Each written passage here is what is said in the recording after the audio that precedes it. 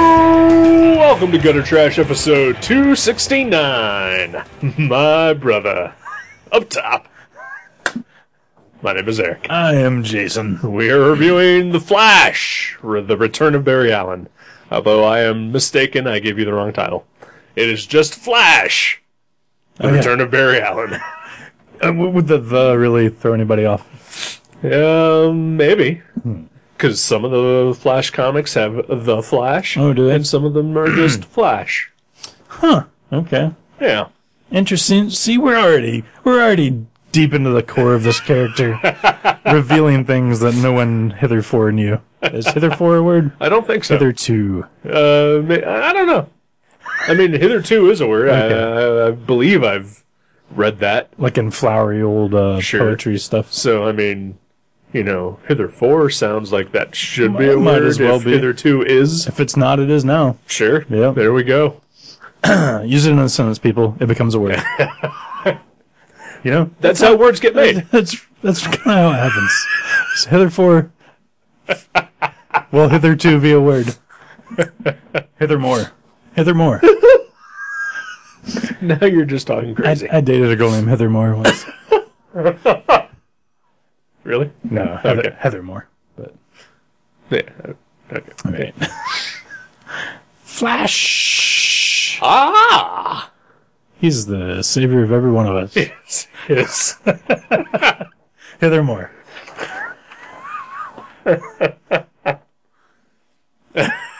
So why isn't Joji here? Why isn't Joji here is because I forgot to invite him.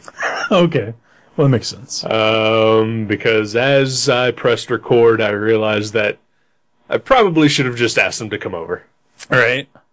And I don't know why I didn't. Do you want to pause and give him a call? I'm fine with that. Oh, he's probably snuggled in watching Doctor Who with his lady. Yeah. Or something else. Yeah. Yeah.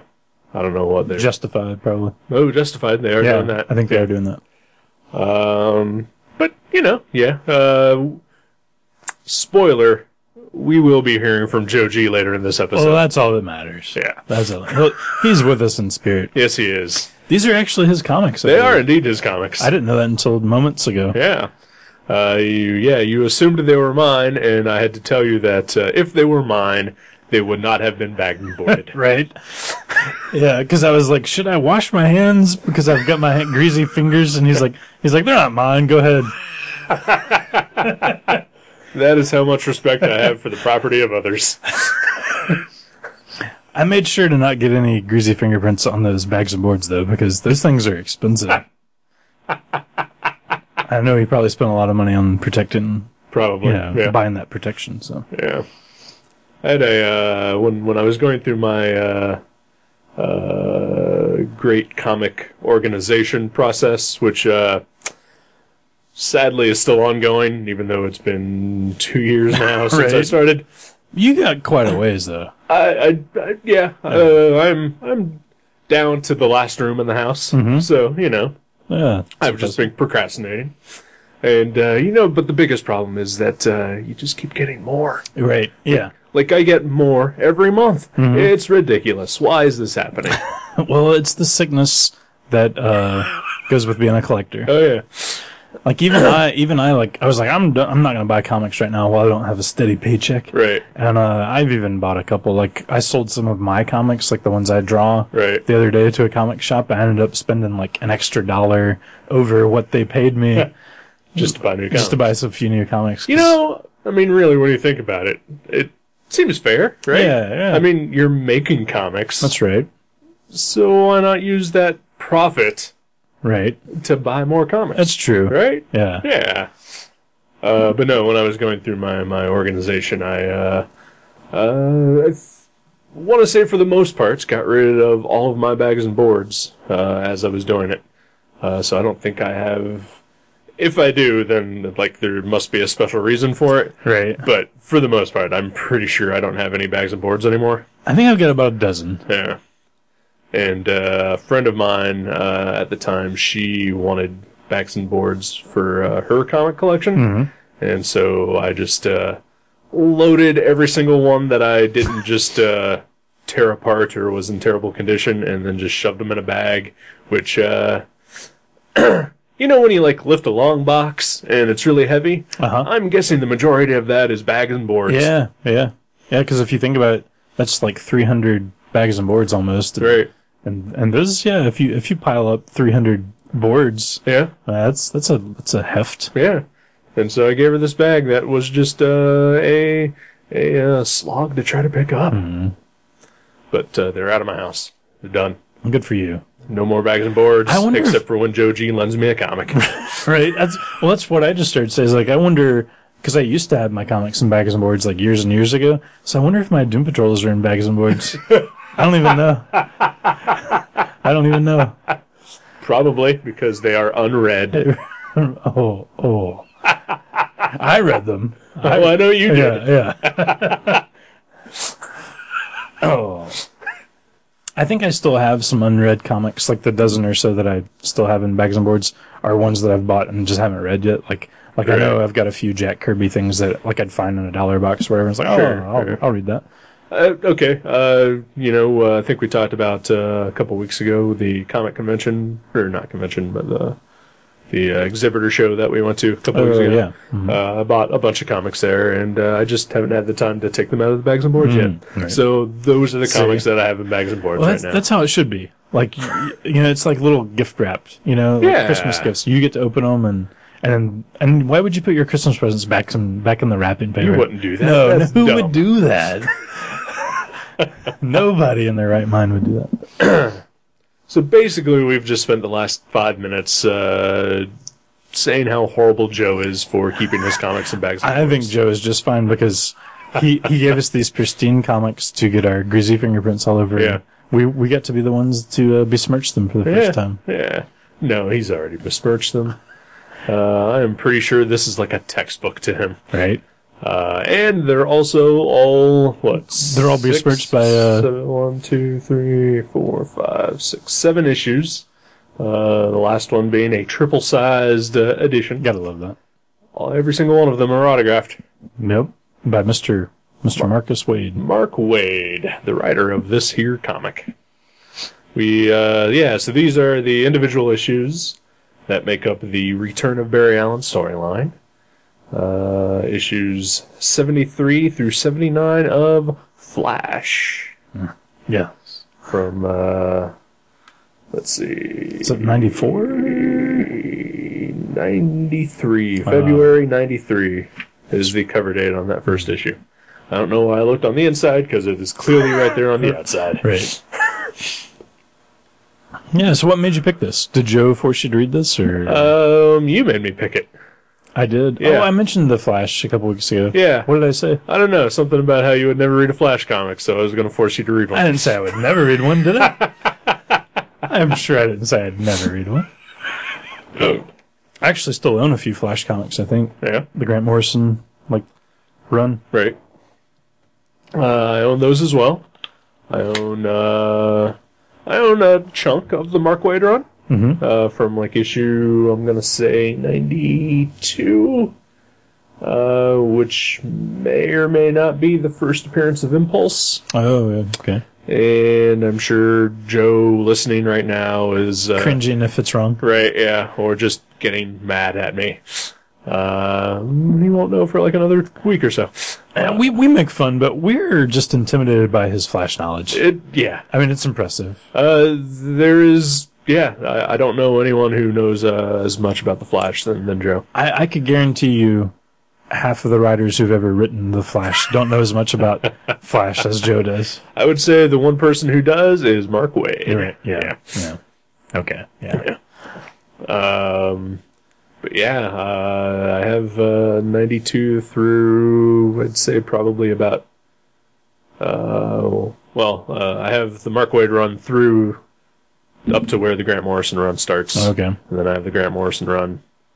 I do not have the final 3 issues that Mark Miller wrote himself, because fuck Mark Miller. And then that is pretty much it for me in the Flash. Yeah. Yeah. Yeah. So, but you've read a lot of Flash over the years, I'm sure. I mean, that's a pretty big run, I'd say. Right. It's like 50 issues of the Flash at least. But that's all you read, though, probably. Yeah. Okay. I've read, when the New 52 started, I bought the first 9 or so issues of that, which I didn't really care for. Mostly because Wally West was not the Flash. And you're a big Wally West fan. When it comes to the Flash, Wally West is my Flash. Mm-hmm. And that's not the opinion of our friend Joe, right? He's a Barry Allen guy. He is not a Barry Allen guy. Oh, he's not a Barry Allen guy. He is not a Barry Allen guy. Our friend Joe might be the world's biggest Wally West fan. Yeah. I would agree. Yeah. And I think anyone who dislikes Barry Allen more than me is also probably Joe. Right. Yeah. Although I think he's Joe, and if it's a guy in red with a lightning bolt, he probably just automatically loves him. Right. Yeah. Shazam. But wasn't the Flash that we grew up with in the cartoons, that was Barry Allen, right? Like Super Friends? Yeah. Uh-huh. Mm-hmm. And Superpowers even? Yeah. That was all pre-Crisis. Right. Because Crisis is where Barry Allen sacrificed his life to save the universe. Well, what's not to like about Barry Allen? Barry Allen, when written correctly, or well, is not a terrible character. Right. But he's no Wally West. Wally West is, more human and fallible, and he's funny and kind of a slacker. And he says some mild curse words. Yeah, I'm going to appreciate anyone who curses. Right? Of course you do. You are a foul, foul creature. I am indeed. Okay, so this storyline is about, like you mentioned earlier, for those who don't know, Barry Allen died in the 80s. Right. Who wasn't the first big crossover ever, was it? Did Secret Wars come first, or? Let's see, Crisis was 85, right? May have been. Yeah, I can't remember. 84, 85? I want to say that was before Secret Wars. Yeah, I can't remember. The Contest of Champions was before either one of No, those. true, yeah. But that was barely. That was Right. That was just an issue, right? I was thinking it was like 3 issues. Okay.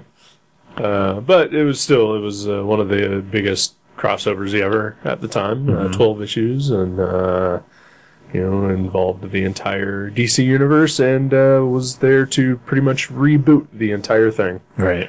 To get rid of all the multiple Earths and condense it down to one. And there was like the Anti-Monitor was doing stuff, and Barry Allen stopped him. But in the process, sacrificed his life, leaving Wally West, the Kid Flash, to decide to take up the mantle of the Flash to honor his uncle. Mm-hmm. Yeah. And then that is where we got now, 73 issues later, Wally West working as a Flash, and doing all right. Yeah. He seems like a real fair guy. He starts out this issue with some criminal who's just a guy in a bad spot. Yeah. And Flash gives him a little break because it's Christmas. It is. And then Flash and the Golden Age Flash, Jay Garrick, is involved, and Wally's got his spiffy new shiny metallic suit. Oh yeah. Which is my favorite version of the Flash costume. Yeah. Yeah. Because he's got the whites covering up the eyes. It's all shiny and sleek. He's got a better belt design, and it's Wally, and Wally's awesome. Mm-hmm. His name is alliterative, which is a much better comic book character. Wally West. Yeah. Uh-huh. Yeah. I mean, yeah. Makes sense. Right. So then, so it's Christmas, and all of a sudden, Barry Allen shows up back from the dead. And that is where our story starts, pretty much. Yeah. So it's a comic about how Wally, who has grown into the role of the Flash, feels about, conflicted a little bit about, his uncle Barry was, one of his favorite people on the planet, who was also one of the most heroic people on the planet, sacrificed his life to save the universe. That's pretty good. I had an uncle who did that too. Right? Yeah. And you'd kind of admire him. Yeah, I still wear his underwear. Right? But if he came back and decided that he wanted that underwear back, you'd probably feel conflicted, right? I would, because I've kind of grown into it. You've grown into it, and you like it. Mm-hmm. But it is his. It is his underwear. He has been gone for a long time, though. Right. Yeah. I know. I should really just give him the fucking underwear. What if he forcibly took that underwear from you? My uncle. That wouldn't be the first time my uncle did that.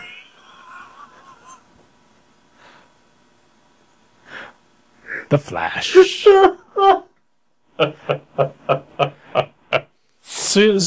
So like, man, this starts out as like a really just like the first issue, maybe issue and a half. I was like, wow, this is just like a nice, classic, happy superhero story. Like they're all smiles and they're all hanging out in their one big family. I was like, this is super fun. Right. And this reminds me of just really cool superhero stories from when I was a kid, where everything was just like it was a decent story.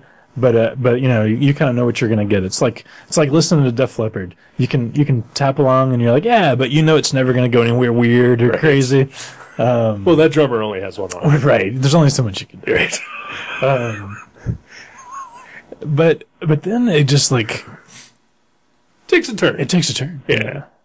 So I am then to assume you did not know the turn it was going to take. No idea. Awesome. Yeah. I did. Oh.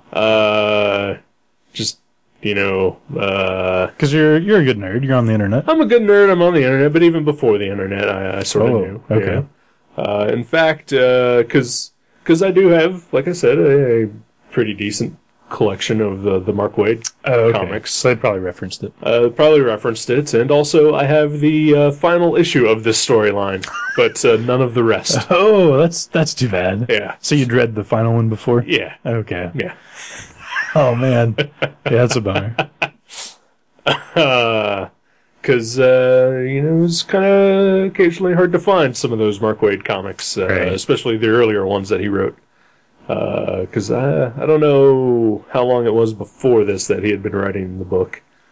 Maybe like a year, I don't know. But, is this the title where he became like a guy, like a name? He made his name on this book, yeah. So then that's probably why, too. A lot of people probably go back and snatch him up. Yeah, at least it's like where people started noticing him. And also, I think around the time, like in the around 0 Hour area, that's where it was really getting like a lot of attention. Oh, okay. And people were just sort of confused why the Flash was being talked about so much. Right. Because I love the Flash. Again, not as much as a Joe G. Well, clearly. Right. But, I love the Flash. Mm-hmm. And I think he's awesome. I think he's a cool character. But, not a lot of hype surrounding that character usually. Right, yeah. He's just he's a journeyman. He kind of does his thing. Yeah. Right. And at that point, he'd already had a failed television program. Which, it's a fine program. Yeah, it's enjoyable. Yeah. I own it on DVD. It's Barry Allen, but his personality was more Wally. Right. Yeah, they kind of amalgamated him. Yeah. That had been off the air for a couple of years, and so who was talking about the Flash, right? Right. I mean, he's no Batman. Exactly. He is no Batman. And, people talk about the Flash, you say, well, what's the deal with that? And they find out that it's because this guy Mark Waid is kind of doing a bang-up job on it. Yeah. And it also, at the time, had some pretty awesome art from Mike Waringo. Yeah. The late, great Mike Waringo. Yeah, he was good. He was. Unfortunately, he did not draw this storyline. It's Greg LaRocque? Yeah. LaRocque, something like that. Yeah. He's not bad. He's not bad, but, is not special. Yeah, I mean, there's not a lot of flair to it other than there's a couple times where, like, it felt kind of 90s, like whenever there's this super villain team called the Combine that shows up. Yeah. And I was like, wow, they look like they're right out of, like, a Youngblood comic or something. Right. And then he also kind of put Wally's girlfriend Linda's tits in a couple of panels. Oh, yeah. Yeah, he did. like even, like, goes so far as to have this, like, there's this weird tickle fight. Yeah, where there's like a camera angle from kind of underneath her and showing her boobs like hanging out the bottom of her shirt. And I was like, we don't need that. Yeah. We don't need that. We need that in a Tim Vigil comic or something, We don't need this here. Or at least it's the kind of thing you would expect from a Greg Land comic. Exactly. Yeah. Tasteless trash. Tasteless trash, exactly. Yeah, I noticed that quite a bit every time he drew Linda Park. Wally's girlfriend, she was always pretty hypersexualized for right, just hanging out in normal clothes. Yeah, she's like cooking. Yeah. It's not like they were like having a romantic evening. Right. Yeah. But the art. Yeah, like I'm gonna say I don't like it. I had zero problem with it. Like I don't have any problems with it. Mm-hmm. But like yeah, I mean, like I never stopped and stared at any individual panel or anything. Well, it kind of reminds me of Vertigo art sometimes too. Like, I mean, with the absence of like the Combine and some of the '90s kind of elements, right? But I that's the thing I think works so good for Vertigo is over the years they've really figured out that like other than like Sam Keith's kind of early run on Sandman, there's a lot of just kind of real straightforward, kind of cartoony, kind of realistic, but nothing special, no flair. Right. Which works perfect, I think, on Vertigo comics. I mean, I guess Simon Bisley did some Hellblazers, but I've always liked that about Vertigo, where it was just kind of. I don't think that's a Vertigo thing. I think that's a Sandman thing. Really, like even like Why the Last Man and. Okay, Why the Last Man, sure. Like I don't know. I feel like I've noticed it a lot on Vertigo books over the years. But Vertigo, they also have artists like Sean Gordon Murphy and. David McKean, Sean Phillips, right, Jill Thompson, all right, Phil Jimenez. All right. Maybe I'm just reading some different Vertigo books. I mean, I see what you're saying because I think you're kind of right. Like even Fables, because there are like the ones I read, like the early. Sure, yeah, but when Mark Buckingham came along, I think that changed that too, okay. Because Mark Buckingham's pretty great. Yeah. But no, I totally see what you're saying though, because I think, especially in the early days, there was a lot of Vertigo comics that fit that mold. I think, yeah, and I think that was just sort of a thing for DC though too, across the board. Like after Image, like Marvel went the full. Well, we got to do what they're doing. Yeah. Kind of for the kids. Right. And get splat in here. Right, yeah. And then DC were just sort of like, well, we're just going to continue doing that other thing. Right. Where we're just making comics. Right. I think that works really well on a superhero book, especially when it's a good story, to not be flamboyant and crazy. Because it's already so over the top that, like, it almost just works better. Like I don't know. I really, really enjoyed the feel of this book because it just seems so classic. Yeah, and like I said, I don't have any problem with the art in this comic at all. Mm-hmm. I don't like it. All right. Yeah, I wouldn't say I'm a fan. Like I would never like look on eBay for a LaRoque page or something. Right, yeah. But yeah. Because I think. The kind of thing that we're talking about, like Mark Maringo did fantastically, but also had like a style and flair to it. Right. But could also keep it toned down when it needed to be. He could reel it in. Yeah. Exactly. Yeah. And I think for me that describes perfect superhero art. Mm-hmm. Just something that when you need it to. It is just straightforward.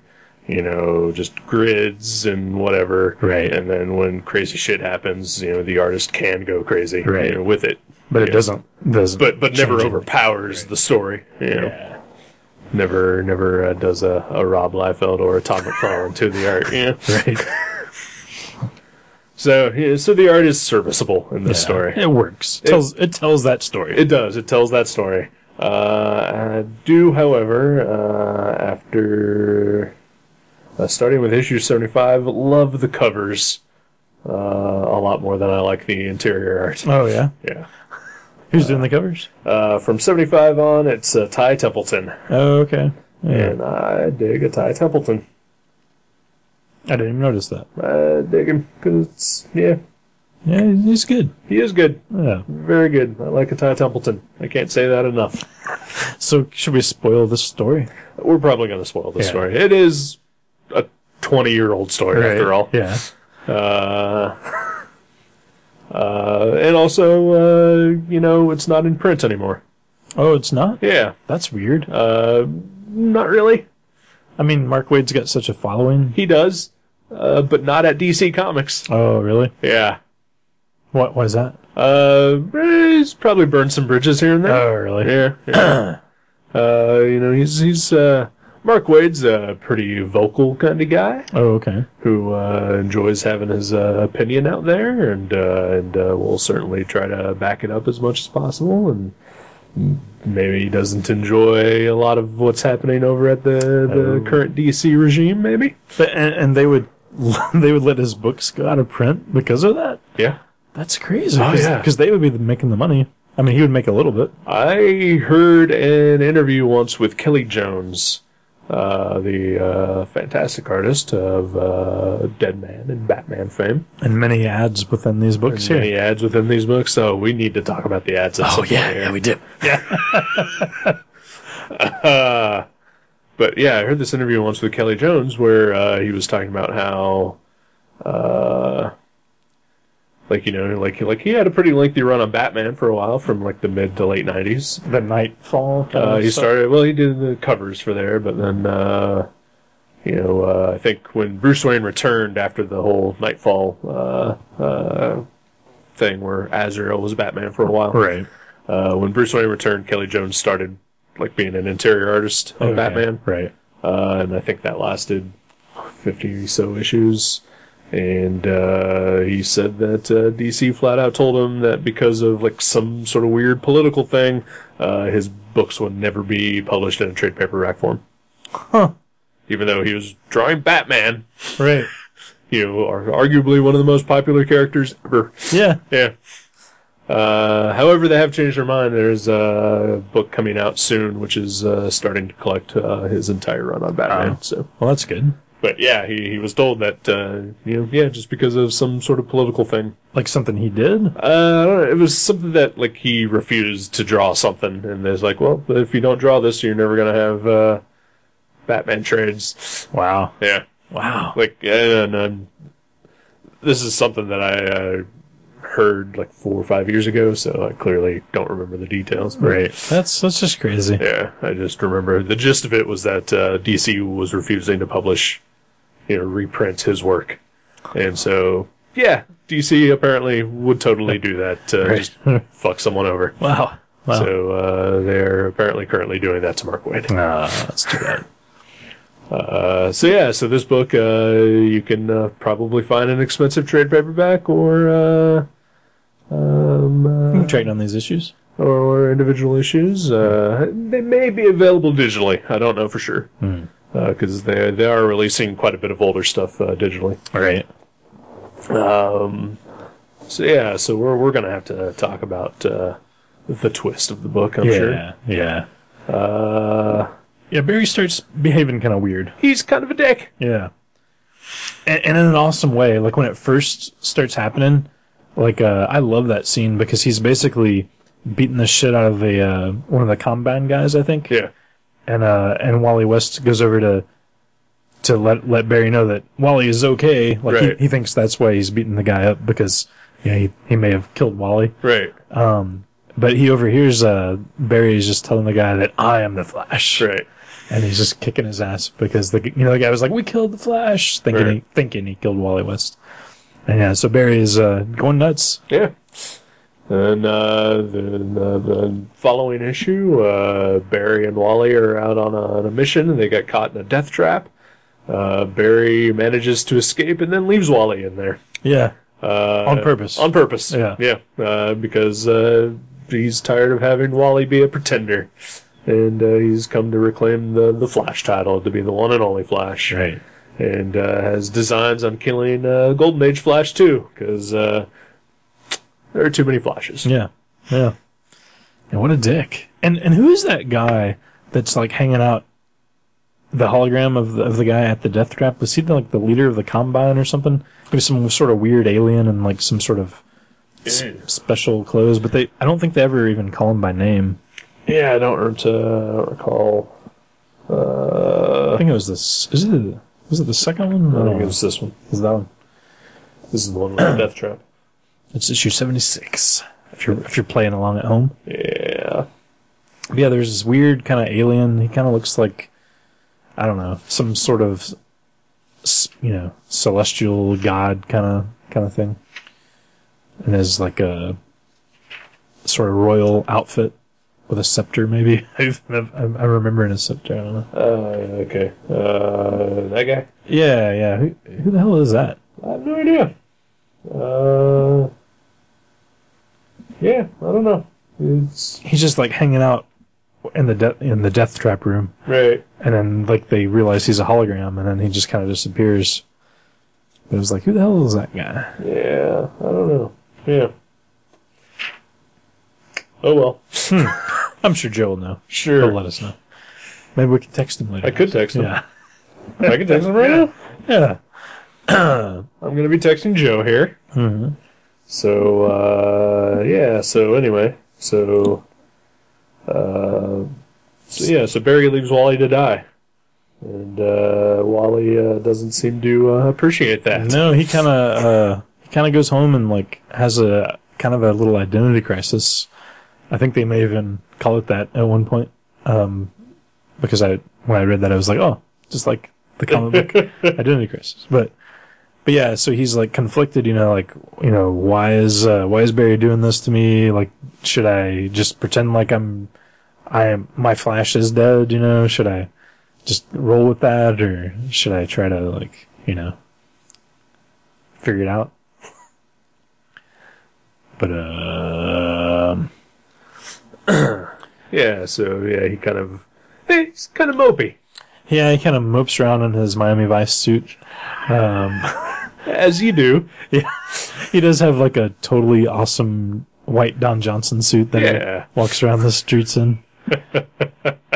Unshaven. Because, that's what happens when you're depressed. When you're Don Johnson. Yeah. Right. And I would say that he just sat around the house eating a lot, but, that's normal for the Flash. Oh, yeah, he has to, because his metabolism. Yeah, he has to carbo load. Mm-hmm. Yeah. Which was I think it's a thing that is no longer a part of, Oh, he doesn't do that anymore? He doesn't, Wally doesn't really exist anymore. Oh. Well, who's the current Flash? Barry Allen. Okay. Yeah. Okay. Because eventually Barry Allen returned. What do you mean? He returned in this series? Well, spoiler alert. Uh-oh. It turns out he didn't. It's not really Barry Allen, folks. It is not really Barry Allen. It is the Reverse Flash, Professor Zoom. Dun, dun, dun.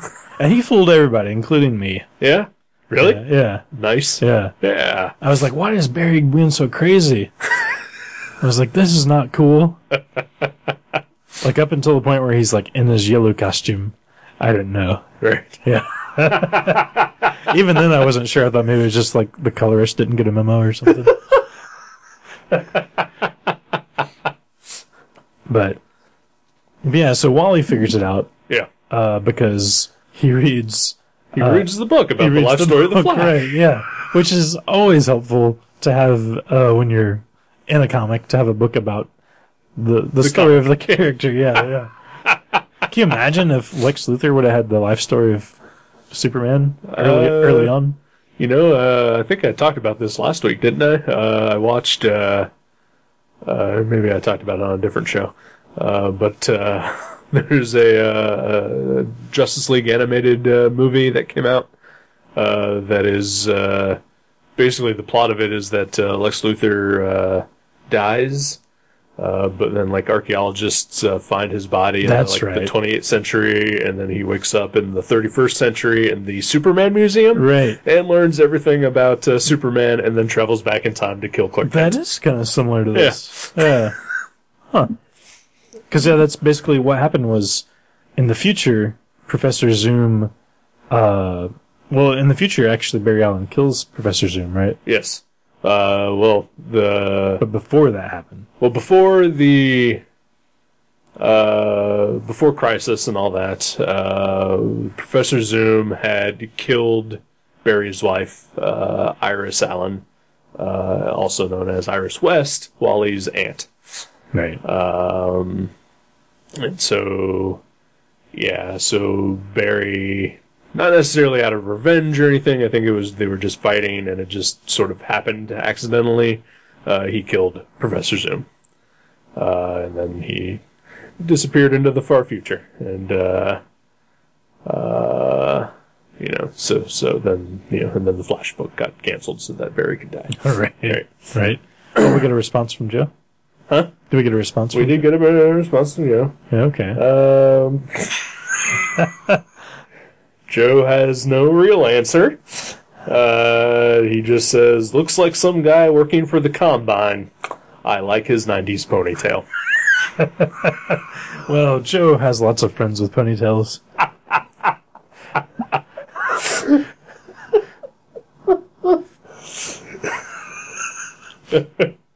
So basically, I guess Joe also does not know. Okay, cool. So what were we talking about? Professor Zoom in the Professor future. Zoom, yeah. So he goes, like, he's a huge fan, right, of Barry Allen. It turns out that, before he becomes the Reverse Flash, he was a giant fan of the Flash, the real Flash, Barry Allen. Mm-hmm. And because he is from the future. Like 26th century, something like that. Right. 25th century, I don't know, can't remember.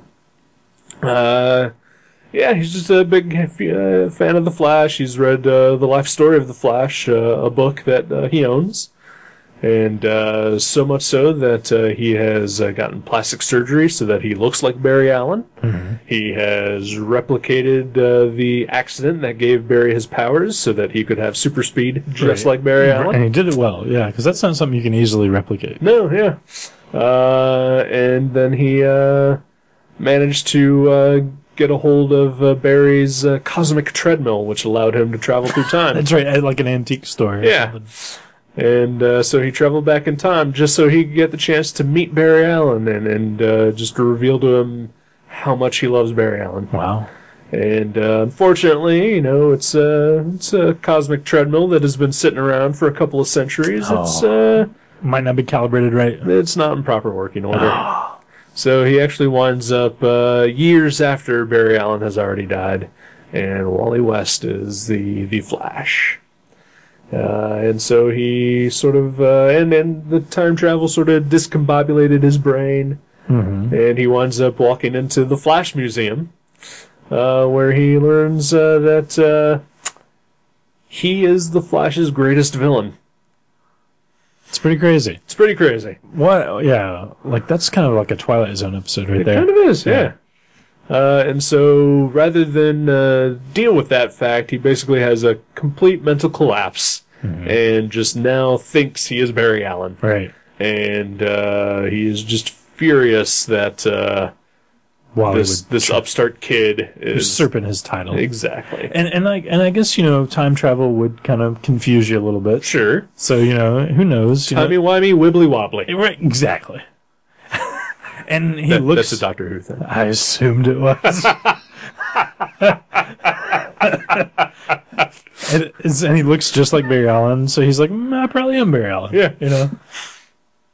Yeah, and then he just kind of goes crazy. Yeah, well, and, if you're a guy who loves something so much that you change your physical appearance and your own biological makeup right, just to resemble that thing that you love, right, you're not exactly not 100% sane anyway. No. Yeah. Which leads me to my next question. Why hasn't Joe G had construction surgery to look like Wally West? And I could see him doing that. Yeah, I could see him doing that too, and trying to replicate the experiments that give him his powers. Maybe like going around to Trader's World and looking for an old treadmill or something. Right. He could convert in, because like he could just. Joe's a smart guy. He could probably just take a regular treadmill and make fix it up. I mean, cosmic treadmill, right? Yeah, you got to just add some like crystals and shit to it, whatever it takes. And he goes around buying various chemicals to put on a rack and set it near a window, right? With a lightning rod attached so that it'll hit that and explode all over him. Yeah, so that he gets powers. It sounds like a good weekend project, right? Yeah, something to do in the garage. Yeah. Maybe that's the secret room in his nerd room that we couldn't see. Oh, okay, yeah. This is his experiment room. Yeah. Maybe it's so secret that Jenny doesn't even know about it. Yeah. Oh, you can't keep secrets like that. No, don't keep secrets from your wife, Joe. What if she is also a superhero and she's keeping that secret? That would make a great sitcom. That would be. And like they go out and sometimes they like fight crime together, like on a team maybe together, and neither one of them knows. That would be weird. Oh, wow, yeah. Or... I was going actually with, she actually is a superhero. Jenny, Joe's wife, is a superhero. Okay. Joe desperately wants to be a superhero. Oh, okay. But he just hasn't been able to do it yet. That's a good show, too. Yeah. Either one of those would make great shows. I'd watch both, yeah, actually. Especially if they starred the actual people. Joe and Jenny? Yeah. Joe and Jenny. Yeah. But yeah, so I mentioned earlier how I thought this was like a great, like just classic superhero story, and it was just fun and simple and cute, and then it turns into this weird, crazy thing. Yeah. And like it didn't lessen my enjoyment at all. Right. Like it probably made it better. Right. Because there was an actual story happening. Well, yeah. I mean, there is a story in the first issue. It was just kind of like a little simple crime story. Yeah, I mean, it's to me what should be the perfect sort of superhero comic is that it is part of a larger story, but also can tell a single issue story too. Those are great. Yeah. I love those. Yeah, I mean, this whole thing is collected in a trade paperback called The Return of Barry Allen, but never once on any of these covers do they say The Return of Barry Allen Part 4. Exactly. Yeah. Which I think if this had been published nowadays, there would have been a 6-issue series leading up to The Return of Barry Allen. Can you imagine? And then 6 issues where, Barry Allen's great, and then 6 issues of Barry Allen's losing his mind, and then 6 issues of the final battle between Wally and Professor It would have been horrible. Yeah. That would have been horrible. But yeah, you're totally right. Yeah. That's what it would have been. Yeah. But here they do it pretty well, and then we get some other speedsters in the mix. Oh yeah, we get Johnny Quick and Max Mercury, who both play major roles throughout Mark Waid's run on the book. Oh, do they? Yeah. Okay. Max Mercury eventually becomes the mentor to Impulse when he shows up. Yeah, because Jay Garrick and the two guys you just mentioned, Dickie Quick and what was the other guy? Johnny Quick. Johnny Quick. Dickie Quick is a different guy altogether. Okay. Well, those three, they're all kind of... That's my porn name. I thought it was Dick Trickle. No, that's your racing name. But they're all three kind of trying to give Wally West some superhero advice, like how to be a better Flash and how to tune into his powers and like learn deeper, access to them. Because basically his whole thing is that Wally is slower than Barry was. Like, he doesn't have the full range of powers, and it's a lot of fluctuating back and forth. Yeah. He doesn't have the full set of abilities that Barry has. But the other guys kind of realize that it's probably just a psychological thing because he admires Barry so much that, he feels that if he tapped into his full potential, he would be completely replacing Barry instead of just sort of honoring Barry. That's interesting. Yeah. I'm glad that they went that route. It was kind of like a Luke Skywalker moment. Kind of, yeah. But yeah, so they all join in on the battle, and then they're fighting Barry, and Barry kind of kicks their ass. Yeah. But then, after that is when we get the reveal that he is Professor Zoom. And the book that Wally finds was Professor Zoom's book that he brought with him from the future, and just in his post time travel haze, just dropped it in the alley that he showed up in. And some homeless nerd finds it. Yeah. He looked like it kind of looks like Peter Laird, sort of. I don't know what Peter Laird It kind of looks like that guy. But then, so it's this book that was written just a few years into the future, that was also written by Iris Allen, Yep. Wally's aunt, So it makes you think. who is supposed to be dead. Supposed to be, yeah. In 93, she's supposed to have already been gone. Right. But this was like 97. Mysteries. Yeah. And does that, and like they don't clear that up in this series, but No. it kind of gives them a little bit of hope or whatever. Yeah. Is that something they address? It does a storyline that comes to fruition around issue 100 or so. Okay. 0 issue even. So around 1997. Around 94, 95. Okay. Yeah. And there was also even a graphic novel called The Life Story of the Flash. I've seen that. I own that. Oh. Are you from the future? I'm from 1997. Wow, the future. Oh man, what's the new Nirvana album like? Not as good. I'll wait and see. Okay.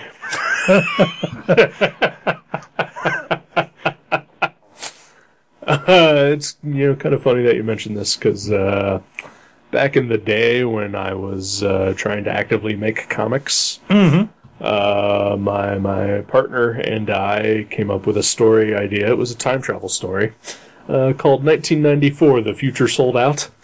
Right. And it was about aliens who, basically would buy time travel packages and basically go on vacation into the past. And these two aliens who, traveled to 1994, and they decide that they're just going to stick around and, try to take over the world. And then a hapless slacker from 1994 gets involved, and his name was Jason Young, and he worked at a comic shop, and he was just stuck in 1994. Really? Yeah. I thought you were going to say it was Kurt Cobain. It was really me? Yeah. Wow. Yeah. Have I read that? No, because it never happened. Okay, it wasn't Timeliners then. No, Okay. it was like something else that we were going to be doing. Oh, man, I would love to have seen that. Yeah. Because I'm a narcissist. Right, yeah. Right. No, it also sounds good. Right. But, we came up with this idea back in 2005. Because I was still stuck in 94. Exactly. Yes. Right. Now I'm kind of like in 1998 now. Right, yeah. Hey, you know what? I'm kind of with you. I'd be fine with 94 forever. Yeah. That was a good year. It was a pretty good year. And, I was talking to someone the other day, and we were kind of trying to gauge, our musical interests. Oh, right. And I was like, I really peaked at around 2000 and just kind of stopped listening to music. Right. So, I'm definitely stuck in the mid to late 90s as far as my prime music listening era. Music was so good then. Yeah. Oh man. MTV was still probably playing videos. Occasionally, yeah. And Beavis and Butthead was around. Right. Yeah. Man, yeah. Good times. Yeah. There's still some great music now. I'm sure there is. I just have no interest in looking for it. Right. Right. Which is ironic because it's easier to get now on the internet. Yeah. But Yeah. Wow. So anyway, The Flash. So yeah, why wasn't Professor Zoom really just upset that when he came back he couldn't check his email? Yeah. It seems like that would have been a bigger part of the story. Because there's no computers and because he's from the future. Right, yeah. I don't know. Okay. I'm sure there were computers in 93 where people were checking their email, but I'm sure. I probably didn't. I didn't have one. I don't think I saw a computer until 98, something like that. Yeah. I'm serious. Not even your school? No. Well, maybe not an internet connected computer. Okay, all right. Yeah. Because I never got onto the internet until probably 99. Yeah, I was talking about the internet. Okay, yeah. The internet. Okay, I'm with you. Right. Yeah. Yeah. Yeah. Because we're old. Yeah. Yeah. 98 is when I got on the internet the first time. I would go to the library and log on so I could look for jobs. Mine was at my girlfriend's house in 98, yeah. My parents didn't get the internet until after I moved out. Because they didn't want it to be just bogged down with porn. Probably. That's clearly all that I've done since I've lived on my own with the internet. Right? Yeah. Right? It's what it's for. Pretty much. Podcasts and porn. Why don't we do a porno podcast? We could. Yeah, we totally could. Yeah. We just watch pornos and review them. Huh? That'd be great. No, it wouldn't. No, it would be awful. Yeah, there's like no real angle that you could do that where it would be fun. Not for us, anyway. It wouldn't be fun for us. No. Yeah. The Flash. Yeah, so, you know, it kind of turns out all right. Yeah. There's a happy-ish ending. Yeah. I mean, it's a comic that should be considered one of the classic superhero books, but because DC refuses to reprint it, it's not. That's so weird. Yeah, that's so weird.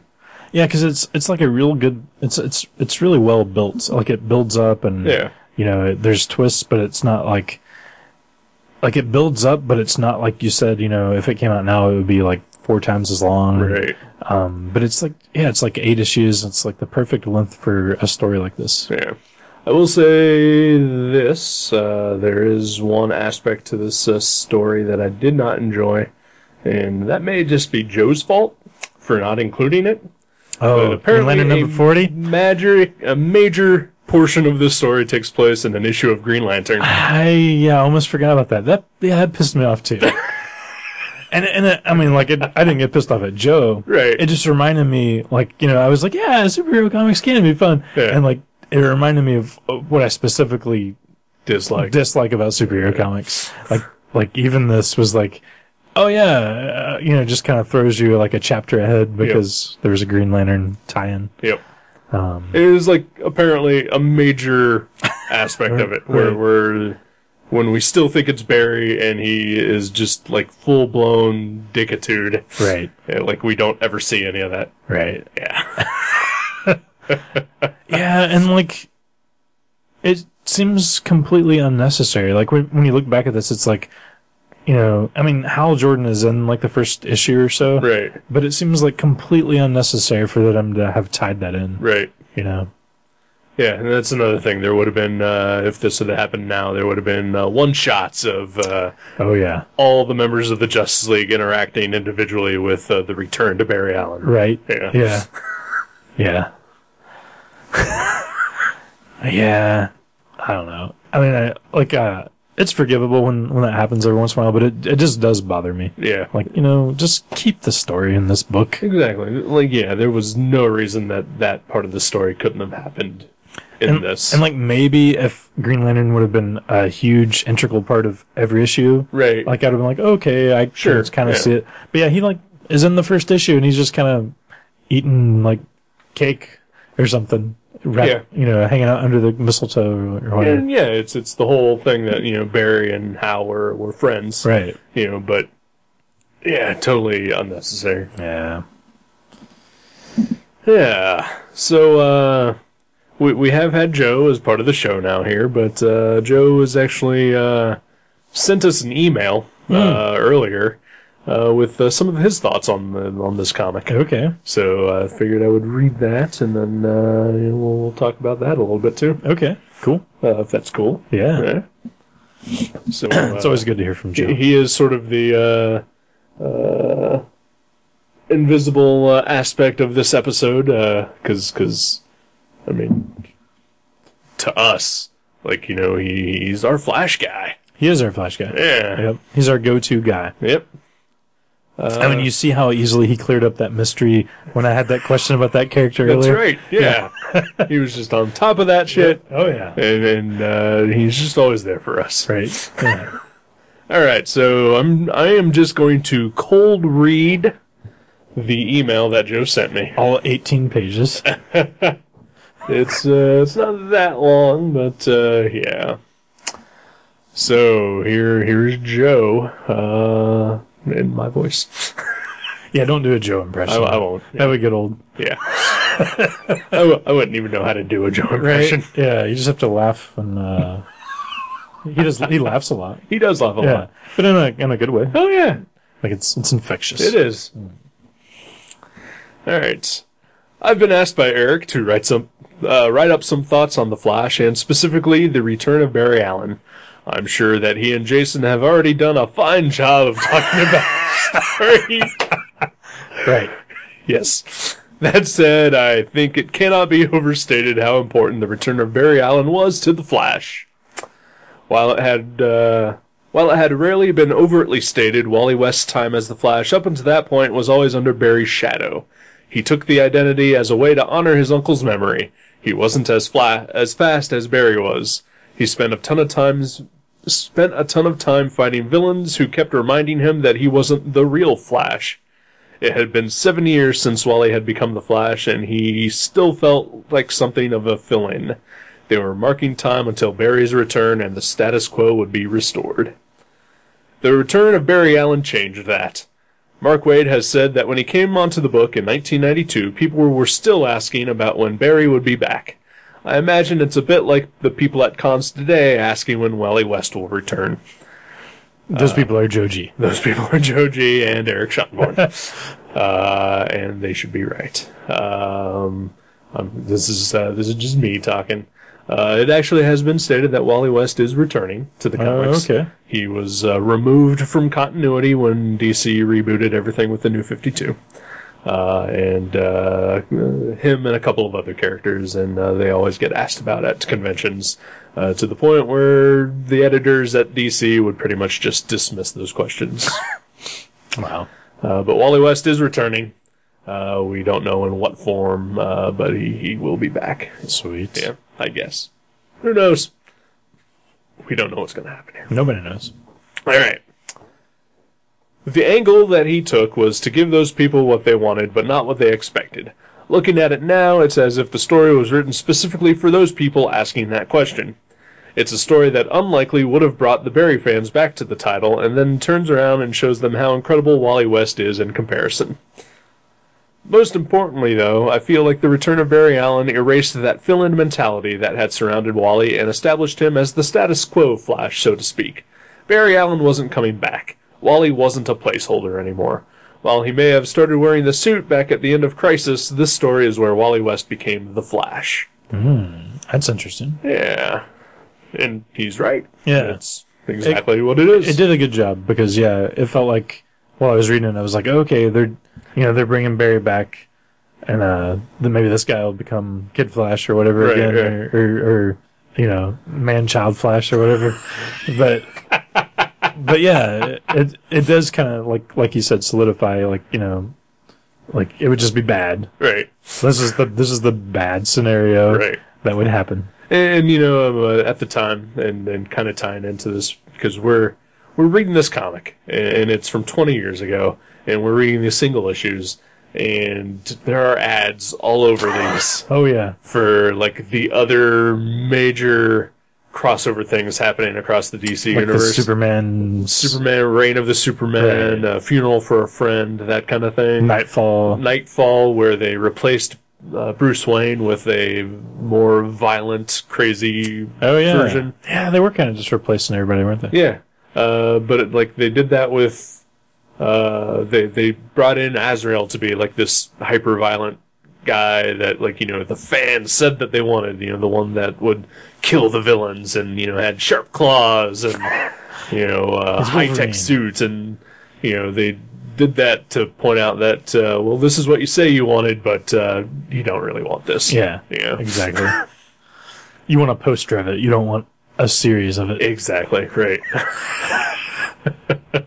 And that is what the internet is for now. Yeah, so you can get that poster, right? But you can still have that the actual good comic. Yeah.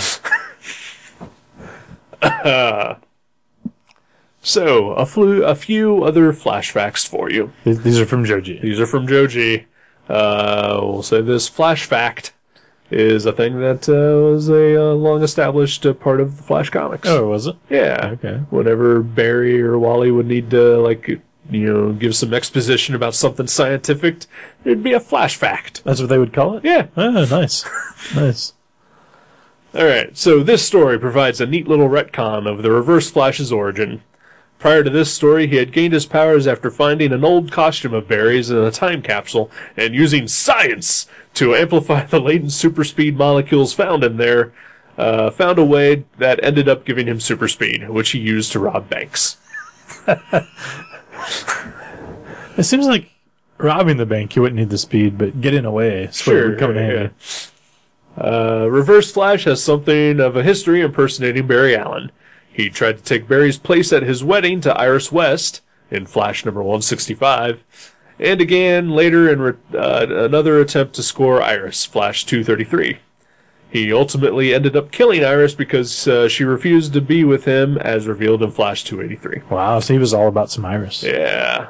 And who wouldn't be, He right? wanted to dilate that iris. Yeah.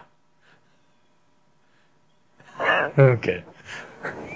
The return of Barry Allen not only redefines Wally, but also his supporting cast. Prior to Wade taking over the title, Wally's supporting cast had included his mom, his lawyer, a few reformed villains of Barry's, occasionally elongated man, and a rotating cast of women with whom Wally was sleeping. Mark Waid more or less jettisoned all of that, save for the occasional appearance by Pied Piper and a supporting character named Linda Park, who became Wally's main love interest. The return of Barry Allen, then, has Wade build that supporting cast back up into what would become known as the Flash family. Jay Garrick becomes a regular fixture on the book going forward. Johnny Quick makes it only his second appearance in a Flash comic, the first being a one-shot special back in the 80s.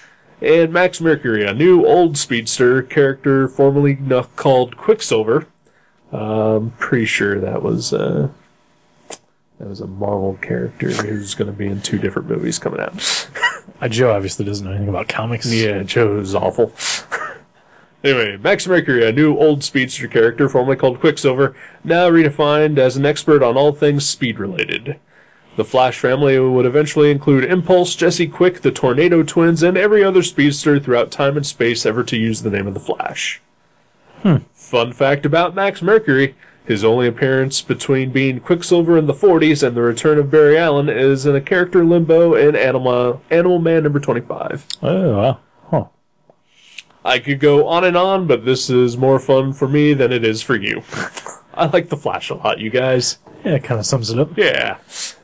Joe G, everybody. Thanks, Joe. Thank you, Joe. Oh, yeah, that was something I forgot about. The Pied Piper, he used to be a villain, but he's like kind of like the street guy, the narc for Flash. He kind of fills him in on what's going on. He's one of Wally's best friends. Yeah. How did that happen? Not entirely sure. But I do know that one of the very first Wally West Flash comics that I ever read, I don't even think it was a Mark Waid issue at all, but it had the Pied Piper in it, and the Pied Piper came out to the Flash. Came out as a homosexual man. Yes. Oh, wow. Yeah. That's cool. Yeah. That was 90? 91? Wow. Whenever that was. It was an issue where Superman and the Flash raced. Okay. Yeah. But the opening of the book was Wally and the Pied Piper hanging out, and the Pied Piper comes out as gay. So, pretty progressive. Yeah. Was that before the what was the guy from Alpha Flight that came out? North Star? North Star. Was that before he did or after? Oh, boy. Because I know that was a huge deal. Yeah, it was a huge deal. So I wonder if that was like them like, oh, we can do that too. Or... yeah, I don't know where that falls. I can't remember. I do know that the Flash handled it better. Yeah. Even it wasn't like during a 2-page splash page where the character is actually jumping in the air when he reveals his homosexuality. Yeah. Yeah. I think, because I'm pretty sure that's what happened in the Alpha Flight. Oh, yeah, I'm pretty sure that's exactly what happened. Yeah. No, yeah, it was just Wally and Piper having a conversation like 2 normal human beings. Right. That's who just also happen to have superpowers. That's interesting. Yeah.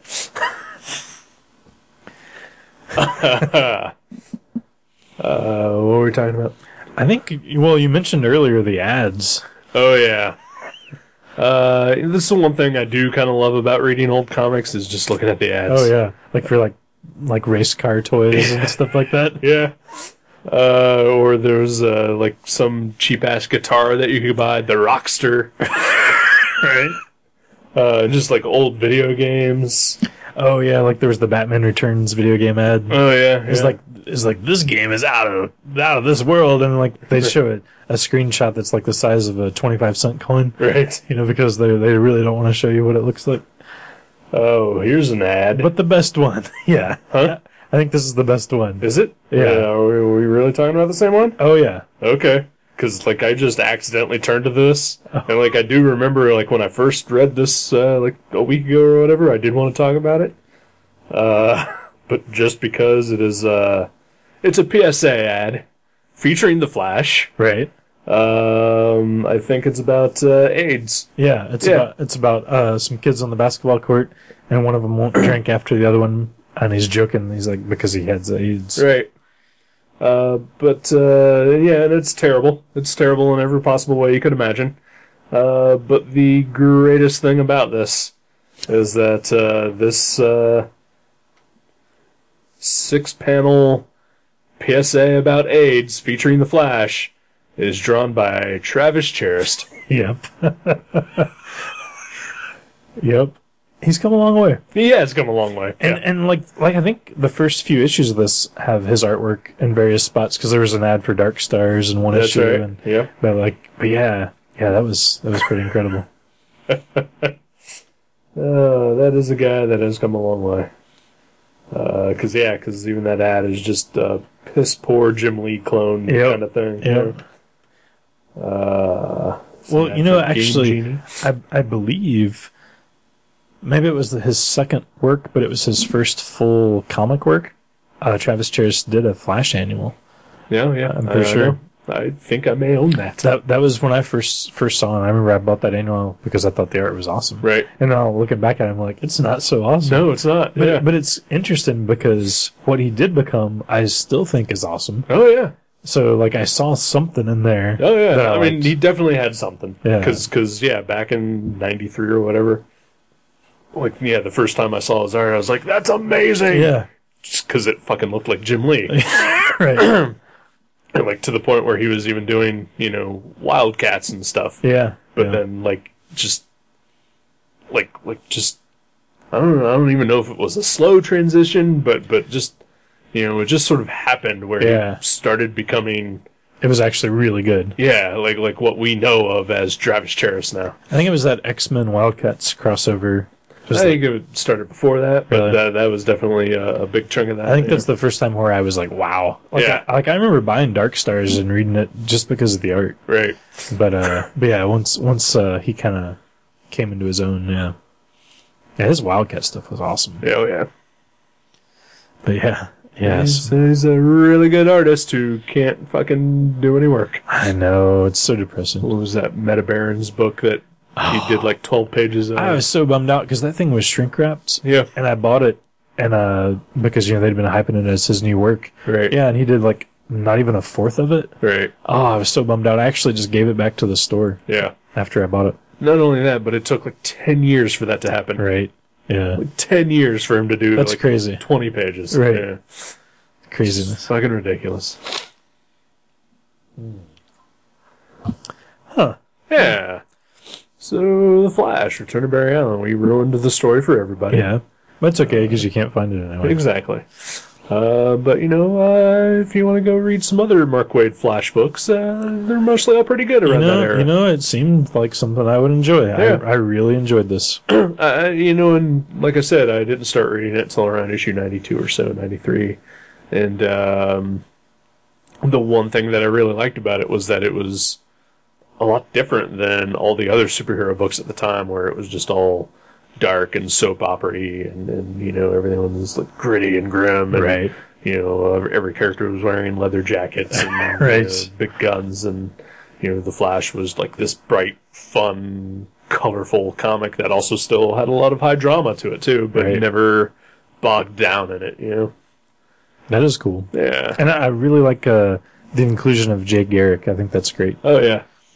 It's the stuff of the Flash that I've read, that's what I like about it is, always that sense of history to the character, Yeah. and embracing the even just the other what would be considered rip-off characters like Johnny Quick or Max Mercury or whatever, or turning them and establishing them into something cool and awesome.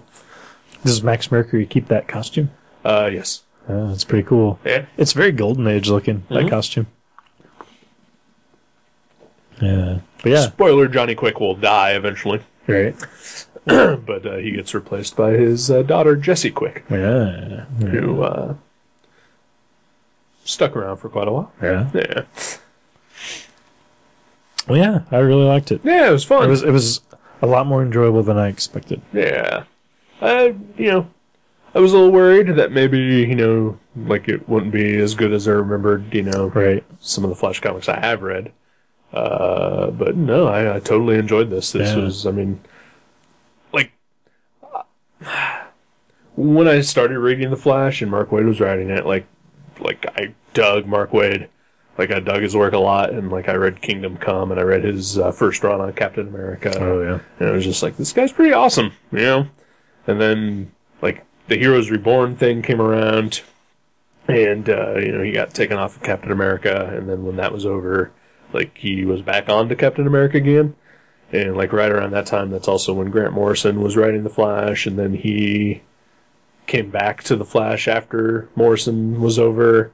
And then he took over the Justice League when Morrison left. Oh, yeah. And, like, for some reason, like right at that point, like, for me, like, I kind of hated everything that he was writing. Really? And, like, and when I tried to go reread Kingdom Come, I was like, this is actually kind of terrible. Oh. And, like, so, like, I was still reading his stuff, but it was just, like, so mediocre, where I thought his stuff, like his first run on The Flash and his first run on Captain America, was so great that, just, so I stopped reading anything that he ever wrote, and, just whatever I would try to pick up here and there over the years, I would just be like, I think he's painfully mediocre. Like he wasn't terrible ever, Right. but, like, he just wasn't amazing either, Kind of like... isn't that kind of like the art in this comic. Okay. Okay. No, what were you I was going going to say kind of like Peter... Like, because we said Peter David when we read X Factor. He's never wrote anything that blew our minds. Right. But he's never wrote anything bad either. Not like that, because I've never disliked anything Peter David ever wrote. Right. That I've read, anyway, where I have actively disliked Right. some Mark Waid stuff. But, over the past couple of years, though, I am kind of turning around again on Mark Waid, where I'm, like, really digging a lot of the stuff that I've read from him. Like, he's been writing Daredevil for the past couple of years, and I've been enjoying that. He wrote some creator-owned stuff, one of which I read that I, for the life of me, can't think of the name of, but it was like this weird detective story kind of thing. But that was excellent. Did he do Irredeemable? Was that him? That is also him, yeah. Irredeemable, and what was the other one? There's like two of them that are similar. Inconsequential. Yeah. I forget what the other one was. Yeah. They were for Boom, right? You're right, yeah. I think he was the editor-in-chief at Boom for a while. But, he's doing some Marvel stuff now, the Hulk as well. And, I've just kind of turned back around on him. I don't love him as much as I did, when I was reading his early Flash stuff, but I certainly don't dislike him anymore. Well, you two were in the honeymoon phase then. Well, true, that's true, yeah. You were just enraptured by it. Yeah. But now we've made up, and it's all good. Right. Yeah. Sweet. Yeah. Good stuff. Yeah. All right. We've gone super long. Right. We could take a break, or not. I did have a great song that I wanted to play. Oh, yeah? A song that I loved, but, Well, you could play your song, and then we could have a speedy wrap-up. Okay. Because Flash runs real fast. Right, yeah. Okay. Well, then let's take a short break. Okay.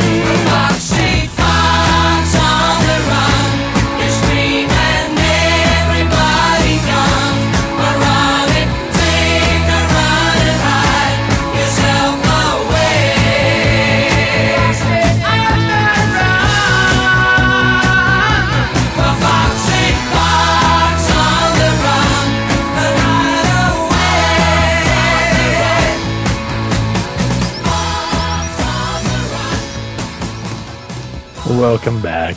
Hello. Well then. Wellity. I don't know what's happening. So you said you had a story, or what? What'd you say? What? Yeah. Oh, you had a song. That's what it was. Yeah, It was the song we just play that listened to. song. Yeah. Okay. Yeah. Did you like that song? I loved it. I don't even know what it was. I wasn't paying attention. Oh, well, that's too bad. Yeah. Yeah. So how you been? Not too bad. Yeah. Not too bad. Went to Kentucky for a couple days. Did we talk about that? And, in person, yes. Okay. But not on the show. You were gone, so I had to have a fill-in host. Oh, that's right. Yeah. You guys should have texted me and asked me stuff about the spirit. Well, we should have. Yeah.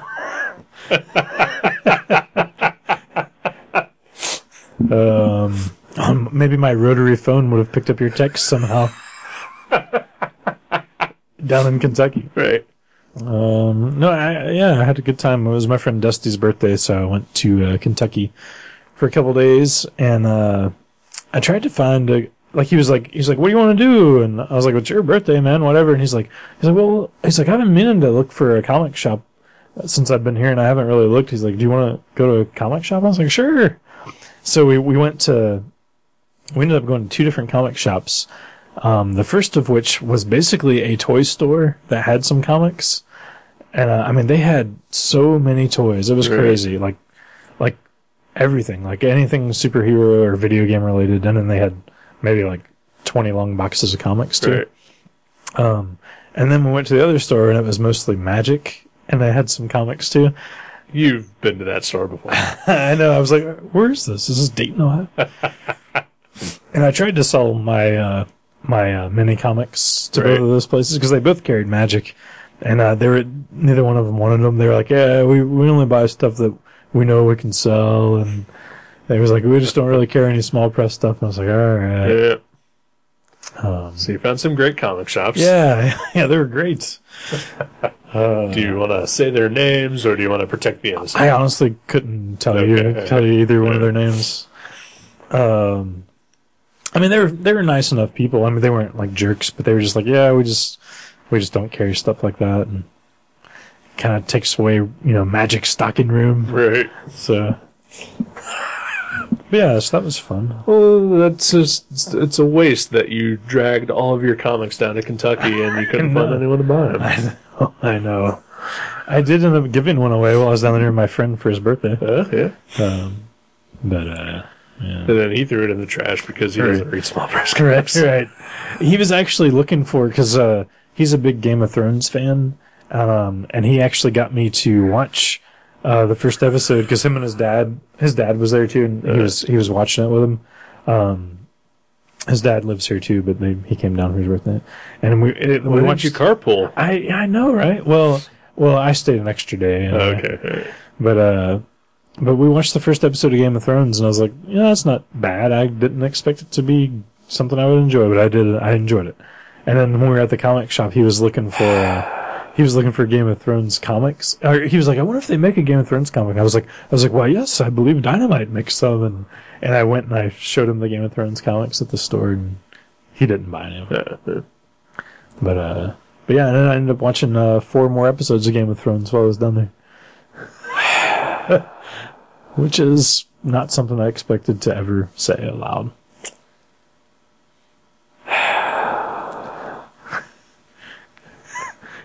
All right. There's a lot of fucking on that show. I'll watch anything with a lot of fucking.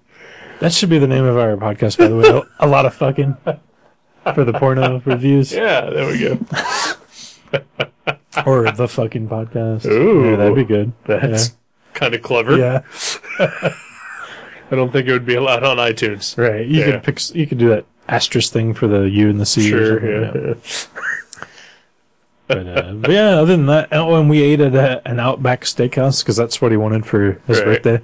So you had a bloomin' onion. I did try the bloomin' onion, and it was so weird because his parents were there, and they were like, "Do you want to, they're like, you want to split a bloomin' onion?" And I was like, "What's a bloomin' onion?" And they were like, it's kind of like onion rings, but it's presented real fancy, and it's really tasty, and it comes with this sauce that's probably bad for you, but it tastes great. And I was like, okay. And then they got one, and I tried it, and it just tastes like onion rings to me. Yeah. But I looked around, I swear, it felt like, I'm sure you've seen those like movies where like an entire town is being taken over by aliens, and like you look over and everybody's doing the same thing, like that Robert Rodriguez movie where they're all drinking water. The Faculty. Yeah. Well, I look around and everybody in that whole place has a blooming onion on their table. And I was like, I'm not going to eat any more of this. What if I get turned into a Robert Patrick alien? But a blooming onion is kind of delicious. It was all right. Yeah, it was all right. I think it would have gave me some indigestion if I had more than... I just had like an onion ring's worth. Right. The Steakhouse Damon's has a similar thing, but it's actually kind of a little bit better. Oh, yeah? Yeah. What do they call it? I don't remember. Yeah. Maybe I do. I think it's called the Awesome Blossom. Ooh, I like that a lot better. Yeah. That could be the name of our podcast where we review episodes of Blossom. Yeah. I would do that, but I think that would cut into the Viewmasters. Oh, right. Yeah, sorry. Well, maybe when that's over. Right. Yeah. Didn't you tell me you were ending it in a couple weeks? You hadn't told Joe yet. Yeah. Okay. Well, he knows now. Yeah. Because this is a Flash episode. Right. Of course, we haven't been talking about Flash for minutes, so he's probably tuned out. Right, yeah. Well, why wouldn't he? Right. He probably tuned her out during that awesome song I played. Right? I know I did. Yeah, so that was my adventure. Yeah, that sounds cool. Yeah. I mean, except for that part where you watched episode after episode of Game of Thrones. It was fun. All right. I'm kind of against that show, so, whatever. I don't love it. Like, he actually kind of forced me to take the rest of the first two seasons with me, and I hadn't watched any of it until actually I went over Kathleen's the other night, and she suggested we watched a couple, so we did. So, I mean, okay, so you told me this before, that, like, he forced you to take the first two seasons. Right. Doesn't Kathleen own them anyway? I wasn't sure, but yeah, I believe she does, yeah. So, I mean, if you truly wanted to, you could have just said, well, my girlfriend has them all. Yeah, well, I wasn't positive that she had them. Turns out she does, but... I should have texted her to find out. I know. Well, my rotary phone was out in the car. But, yeah, it's okay. Like, I'll probably watch some more, but I'm not, like, hooked. Right. Well, though, that now that you're in, you've broken the barrier, that Kathleen will probably continue to keep forcing it on you. Yeah, I mean, she suggested it, but I was like, let's watch a couple. So we watched two. Yeah, and then she'll probably now, like, once a week or so, just say, hey, you feel like watching Game of Thrones? Yeah. Well, I know the third season just came out. Right. And she, I don't know if she's watched them or if she even bought it yet, but, right. Or actually, I know she didn't by Friday. She hadn't bought it yet, but she, it's hours have elapsed. So, right. But yeah, so she'll probably want to watch that with me. Yeah. I also went to a steak place recently. Oh, yeah.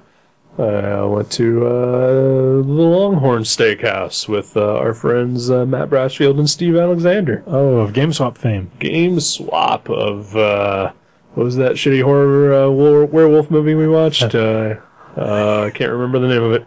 Oh, Chomps? I said the shitty one.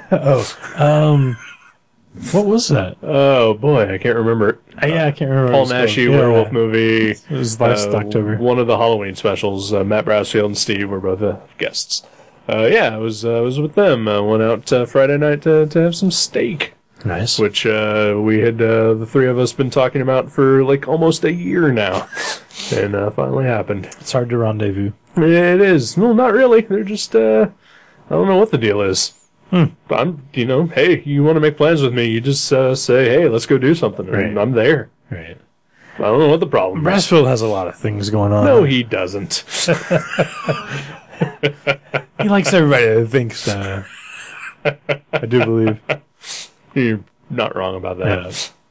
Yeah, so that was fun. And I ate steak. I love steak. Yeah. Steak is great. Mm. You should eat more steak. Mm. Did you have a steak at Outback? I had a fettuccine alfredo. With steak? No. With a little bit of blooming onion. Yeah. Yeah. Well, that's cool. Yeah. It's,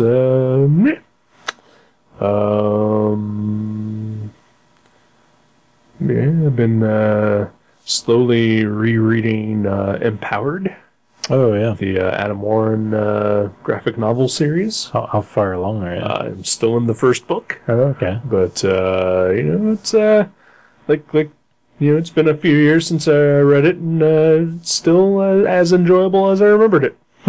That's cool. Yeah, so now I just have to finish that and the other 7 volumes. And you have them all, though, right? I do have them all. Yeah. I actually just recently got the last 2 because I found them cheap online. That's cool. And also, there's like 5 or 6 actual single issue version, really? special edition Empowered comics. I didn't know that. Yeah, they're usually drawn by a different artist. Oh, yeah, okay. I do remember seeing those now. Brandon Graham of Prophet and October Yin. October whatever and King City. Is that his? Yeah. King City. He's drawing the next one actually. Sweet. Which not a huge Brandon Graham fan, but I don't have a problem with his art, so that should be interesting. Yeah. Right. I'm a fan. But yeah, those are fun. Been trying to catch up on Teen Wolf because I think Kathleen desperately wants to talk to me about it. Yeah. Right. And I started watching True Detective today, actually. That looks great. It's so far pretty great. I'm like 2.5 episodes in. Matthew McConaughey and Woody Harrelson are detectives. How can you go wrong with that? Right? And, like I was just telling you when you showed up, because I was kind of watching one. I've never been opposed to Matthew McConaughey. I've never actively not wanted to see a movie except for every single one of his romantic comedies. Right. Well, yeah. But whenever he doesn't do a romantic comedy, I'm not opposed to seeing anything he does. But I've never thought he was great. He's just always been enjoyable. Right. But holy fuck, he's great. Yeah. He is fucking great. I wanted to see Dallas Buyers Club. I just haven't had a chance yet. But I wanted to see that because it looks fantastic. Yeah. And I've heard good things about I think Mud. Is that the name of the movie he did last year? Yeah, that's right. Yeah. Heard good things about that, and I guess he's also got a small role in Wolf of Wall Street. Yeah. But he's apparently on a fucking roll right now. Right. And he is just slaughtering the competition. Right. Woody Harrelson is pretty good in this show too, but Matthew McConaughey is great. That's awesome. He is eating a shit ton of Frosted Flakes. Really? What does that mean? He's great. Oh. Okay. I'll see myself out. Yeah.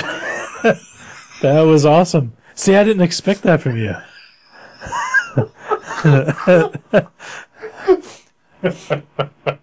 I was like, he's really eating Frosted Flakes in the show?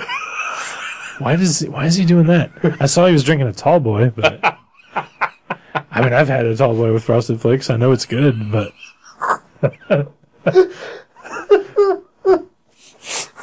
that's cool. I've always kind of liked him, but yeah, he's never done anything that. I mean, his character in Dazed and Confused was very memorable. Right. But it didn't make me go, this guy's awesome. Right. But yeah, he was in Contact and some other stuff where I was like, yeah, he's alright.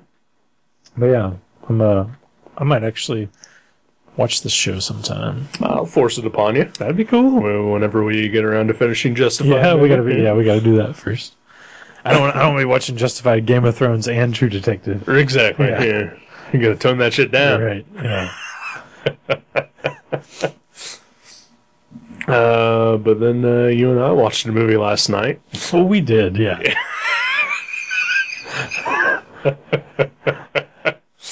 Oh man. That movie, it's from like 79 or something? Yeah. I was just looking for something to watch on Netflix, and they have a category that's just random movies. Right. Like, so it's not like anything that they recommend for me or anything that like is in my list or anything like that, but it's just Completely random. just, from because like they have like a sci-fi category, a horror, suspense, comedy, whatever, and then they also have because you watched this and because you watched this, and then your actual list, and then hey, we actually do recommend these for you. It wasn't any of that. It was just totally random from every other category that they have on Netflix. Right. And I was just scrolling through it, and up came this movie called Chomps. CHOMPS. Like an acronym. Like an acronym. Yeah.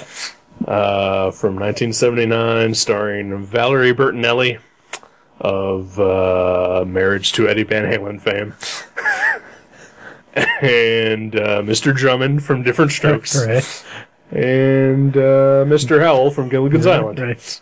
And a little dog who is also a robot with superpowers who fights crime. And is chased around by another dog who has interesting, like, Ziggy-like insights on everything that goes on. Yeah. So, there's a talking dog in that movie, too. Yeah.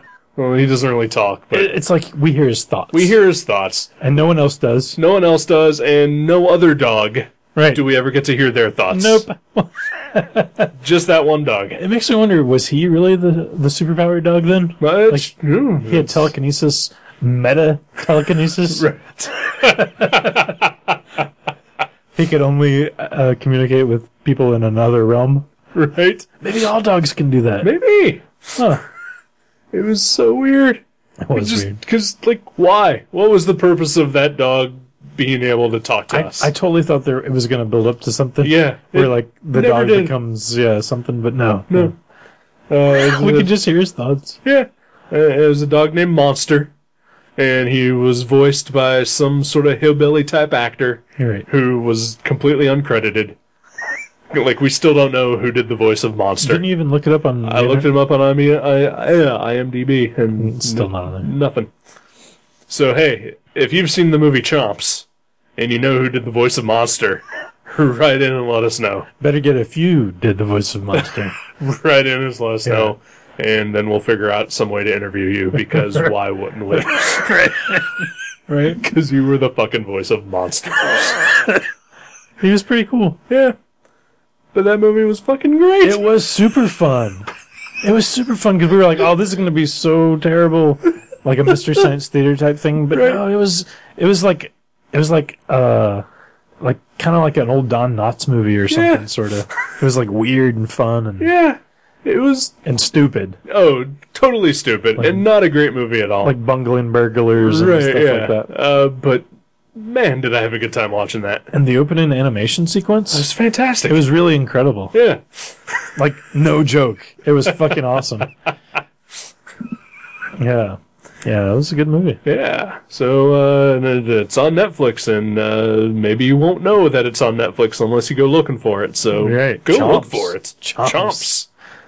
Yeah, I mean, sure, I did almost cause the divorce of our friends Joe and Jenny Right. as we watched that movie, but I think things worked out. Yeah. Yeah. Yeah, he's allowed to text, so Yeah. clearly things are okay. So yeah, that's pretty much been what's going on here. Yeah. Yeah. Yeah. I guess I should pick a movie. We're back to our regular Gutter Trash schedule. Is it Chomps 2? It is not Chomps 2, unfortunately. Oh. But it might be something as cool, I hope. No. And actually, I know that we just did a field trip episode for her. We did? Last week. Oh, yeah, we did. Yeah. But we're gonna do another field trip. And kind of a weird one. Because this is not a movie that is actually currently out. This is actually a pretty old movie that is having a one-time only revival screening at a very small movie theater north of Dayton. But if unless you veto, I would like for both of us to watch Labyrinth. What? Labyrinth? The David Bowie, Jim yeah. Henson, Jennifer Connelly movie. I haven't seen that in forever. I have not either. Is that the one where Jennifer Connelly does the ass to ass? Yes. Okay, I'm in. She With does it David Bowie. with a Muppet. Oh, with David Bowie, even yeah. better. The Muppet is the guy that's like, us to us. It's Sam the Eagle, isn't it?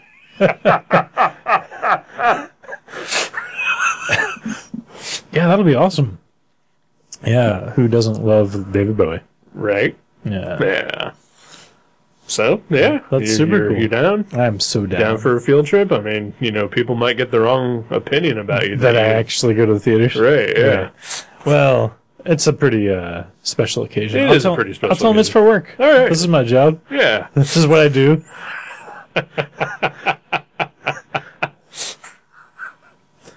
So sweet. Labyrinth. Sweet Labyrinth. I'm Yeah. excited. Jareth, the Goblin King. Did you know that? Or did you look did. that up? Okay. I did. Awesome. That sounds fun. Yeah. And before anybody wants to fucking message me or anything like that, I know that there are musical numbers in this. I know that, okay? Uh-oh. And you're still gonna I'm do it? still gonna see this, alright? So back the fuck off! All right. We're backing off. Well, you can't have David Bowie in a movie without it being a musical. I mean, like Sure. Prestige. I mean, those musical numbers. in I Prestige know. are great. I mean, you remember, like, the huge number in The Man Who Fell to Earth, Oh, yeah. right? I remember his huge member.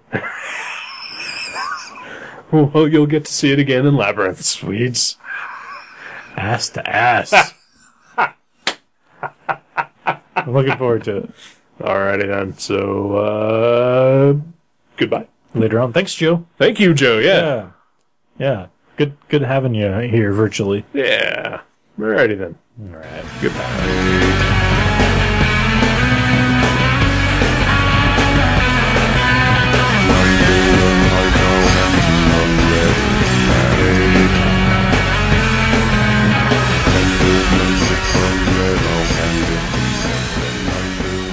Thank you for listening to Gutter Trash. You can subscribe to the show from guttertrash.net or from iTunes and leave us a review. Visit guttertrash.net for email information, links to our Facebook and Twitter pages, and for other podcasts and websites in the Gutter Trash Network. Thanks again for listening, and we'll see you next time.